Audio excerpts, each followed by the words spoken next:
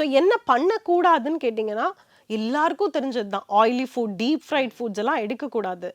Sugar நெறையா எடுக்கக்கூடாது. நான் மேஜரா என்ன சொல்லுவோம் அப்டின்னா, ஃப்ரூட் ஜூஸஸ் எடுக்காதீங்க. நெறைய பிரெக்னன்ட் விமன் பண்ற மிஸ்டேக் என்னன்னா, எதுவுமே சாப்பிடலன்னா பரவாயில்ல. அட்லீஸ்ட் இந்த ஜூஸாவது குடிச்சிடு அப்படின்னு சொல்றது. ரைட்? இத வந்து நாங்க ஃபர்ஸ்ட் ட்ரைமெஸ்டர்ல பெருசா சொல்ல மாட்டோம். பிகாஸ் கஷ்டமா இருக்கும். அது அந்த வாமிட்டிங் இருக்கிறதுனால. அப்போ ஓகே. பட் ஆனா அதுக்கப்புறம் கொஞ்சம் ஸ்லோவா அவங்க வாமிட்டிங் கரைஞ்சதுக்கப்புறம் ஜூஸஸ்க்குள்ள கான்சன்ட்ரேட் பண்ண வேண்டாம். ஏன்னா சுகர் லெவல் ரொம்ப ஸ்பைக் ஆகும். ஏன்னா அது தட்ஸ் அ டைம் உங்களோட சுகர் லெவல் ஸ்பைக் ஆயிடுச்சுன்னா ஜெஸ்டேஷனல் டயபிட்டிஸ்ன்னு பிராண்ட் பண்ணிடுவாங்க. ரைட்? ஸோ ஏன்னா அது வந்து விட் லீட் டு டெலிவரி போது உங்களுக்கு சுகர் லெவல் ஜாஸ்தியா இருந்ததுன்னா அது காம்ப்ளிகேஷன்ஸ் ஜாஸ்தி. அதுக்கப்புறமும் உங்களுக்கு ஜெஸ்டேஷனல் டயபிட்டிஸ்ன்றது தொடர்ந்துருச்சு அப்படின்னா டயபிட்டிஸ் பாடியில் ஸ்டே ஆகிடும்.